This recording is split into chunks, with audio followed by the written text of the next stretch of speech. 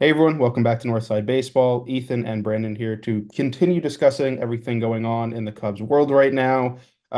Kate Horton is coming up. We talked about that in a separate video. It's very exciting. But something a little less exciting is what's going on in the bullpen. Obviously, the weak link on the team this year has been the relief crew. A lot of the relievers have sort of gotten their feet under them after a tough start. But one guy who is really, really struggling right now is Ryan Presley, who is the closer slash was the closer slash who even knows what's going on with him right now. And so I just want to get your thoughts, Ethan.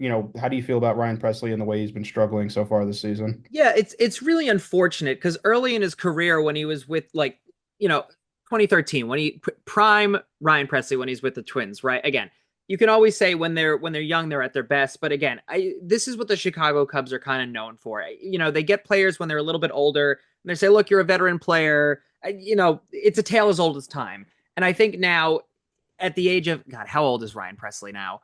37, I think. Yeah, 36. So in baseball terms, he's an old horse, right?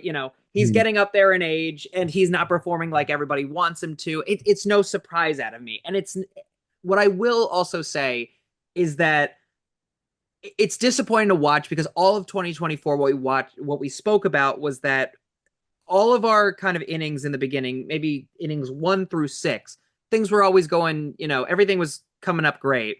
And then when we got through the last few innings, everything would fall off the rails. And Ryan Presley is kind of the root cause right now of that. And luckily, we have great outfielders like PCA. We have people in the infield like Dansby Swanson who can, still make those saves, even if there's a fly ball or, there's a pop out to the outfield. However, I'd rather just get strikeouts. What's your thoughts about this? Yeah, I think you bring up sort of the key issue with Ryan Presley right now is that closers need to be able to get strikeouts. Obviously, I mean, you can get out It's in however. the name. It's in the name. They need to close. Like, sure, you get outs however you want. The Cubs have a great defense, but like Ryan Presley has 5 strikeouts in 13 innings this season. For any pitcher, a starting pitcher, a relief, whoever it is, that is bad. As a closer, that is unplayable. I mean, again, I know I sometimes throw numbers at people, but just the key things I want to hone in on here. If you go to his baseball savant page, Ryan Presley is in the lowest, the one The percentile 1%. in the major leagues in the following categories: in whiff percentage, so on the amount of pitches he gets swings and misses on, strikeout percentage, and hard hit percentage. So that means he's not striking anybody out. That means no one is swinging and missing at his pitches, and that means that he's getting hit as hard as any other pitcher in baseball.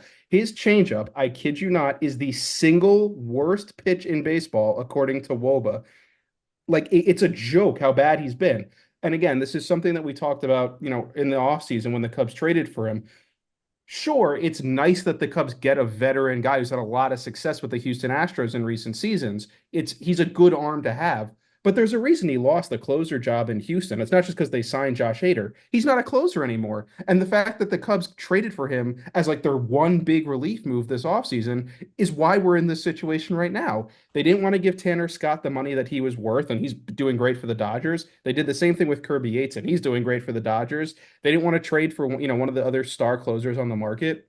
This is just what happens when you I don't want to say you penny pinch, but when you sort of cut corners on a key part of the team, and the Cubs are really struggling for it. I mean, there's really no close lead right now that feels safe with the Cubs because they don't have a closer, and the closer that they've been using has been terrible. So Yeah. it's really frustrating to see. And obviously the team is good enough where they should trade for somebody.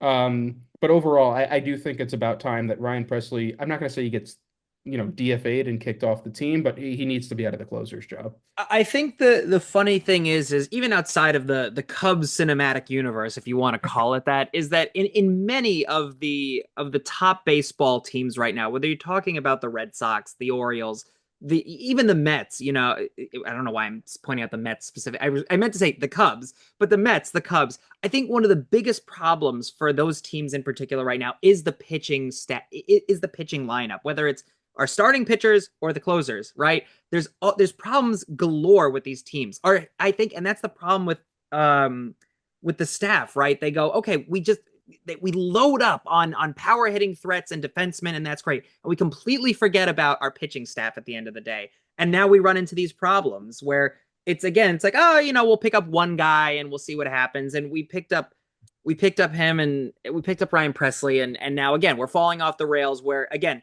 he's not getting strikeouts. Again, we have great defense on the outfield where we could still win games, but I'd rather just not put pressure on the outfield or to our fielders at all. Yeah, I mean it again. It's just a frustrating. The Cubs are clearly very good this year. They're leading the NL Central by a pretty significant margin. They look to be in the driver's seat in a division that's otherwise pretty mediocre. Knock on wood, it stays that way. Obviously, there's injury issues in the starting rotation, but even there there was more investment. They signed Matthew Boyd to a multi-year deal. They got Colin Ray as depth. They at least poked around with guys like Jesus Luzardo and Max Fried. Even though they didn't necessarily land those star pitchers. But again, the bullpen just for some reason, Jed Hoyer in the front office seem to think that they can just build this great bullpen out of a box of scraps. They did it a couple times when the Cubs were really bad for a couple years there in like 2021. But in the last few years where the Cubs were supposed to be competitive, the bullpen has been really, really bad, or at least it's been very inconsistent there's been months where it's been great and then there's months where it's terrible. But it's just frustrating because it's a key part of the team. I mean, in this modern era of baseball, in this like post 2015 Royals era of baseball, the bullpen matters. Having true relief aces matters. It's how you save leads. It's how you perform well in the postseason, especially. And the fact that the team, acquired a 36-year-old Ryan Presley and was like, all right, pretty much what, they made other smaller moves like Caleb Thielbar and Eli Morgan, but like they were like, okay, that's our big move with the bullpen. Here's what happens when that big move doesn't work out. That there's no safe leads anymore. So again, it's just a situation of hopefully Ryan Presley figures it out. He's still getting a lot of ground balls. He still has some of what makes Ryan Presley great. It's just he's obviously not the same pitcher he used to be, which is what happens when you age. And so hopefully the Cubs recognize this. I'm sure they do. I'm sure they will be aggressive at the trade deadline for a couple really nice relief pieces. And hopefully they're still obviously, in the driver's seat in the division when that comes. But overall, I am a little perturbed that somehow these starting rotation injuries aren't what I'm most frustrated with this team. So that's my overall thoughts. Well, as always, we'd love to hear your guys' comments, thoughts, whatever you guys are thinking, we'd love to hear it down below, and we will talk to you guys there.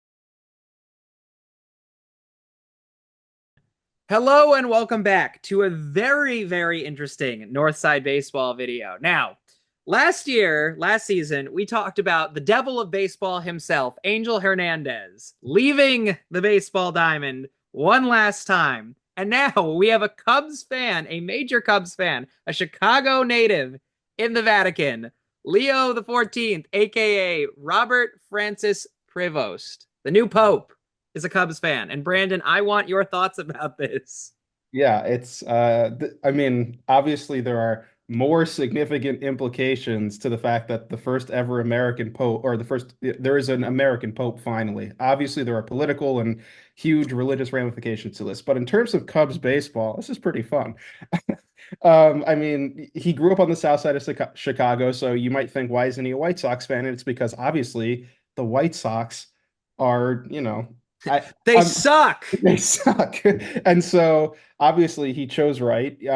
Clearly the Cubs have been ordained by God, as it were. And so they're clearly they have to be the team of destiny here in 2025. So it's just obviously it's sort of just it's a fortunate coincidence, I suppose, that the new Pope and the first ever American Pope is just a Chicago native who grew up as a Cubs and a Bulls fan. And I think it's funny to think that the guy, effectively running the Catholic Church, watched Michael Jordan win 6 championships in the 90s, and he watched the Cubs win the 2016 World Series. I think that's pretty funny. Yeah, I'm right there with you. And look, again, this is a sports site. We're not here to talk religion. We're not here to talk politics. This is all we're here for fun, and that's it. But what I will also say is I am rooting for him to visit Wrigley Field because he's probably done it once or twice or many times as growing up. But man, I would love to see the Pope in papal robes, just walking around Wrigley Field with a hot dog with no ketchup. We all know that. But man, what a sight that would be. I'm pretty sure that Jed Hoyer and everybody in the front office right now are celebrating. Yeah, I mean it's sort of just it's a fun coincidence. I sort of wonder if if maybe they'll add an extra end credit scene onto Conclave, the movie from last year with the Pope visiting Wrigley Field. But it's just yeah, I mean I think it's certainly possible that he'll visit Wrigley Field, and obviously he'll be the guest of honor whenever that happens. You might But even throw overall, out the first pitch. that would be pretty cool. But I mean, overall, again, does this have any actual ramifications on the 2025 baseball season? Not really. Absolutely not. But I will say, I mean, it's, maybe if the Cubs make the playoffs, maybe, they'll get a blessing from the big man himself, and well, who knows what happens from there. Yeah, I listen, we would love to hear your thoughts on this. Again, this is one of these videos where there's nothing really to talk about sports wise, but man, is this a crazy time to have a Cubs fan really in any form of power, if you want to call it that. So yeah, we'd love to hear your thoughts on this.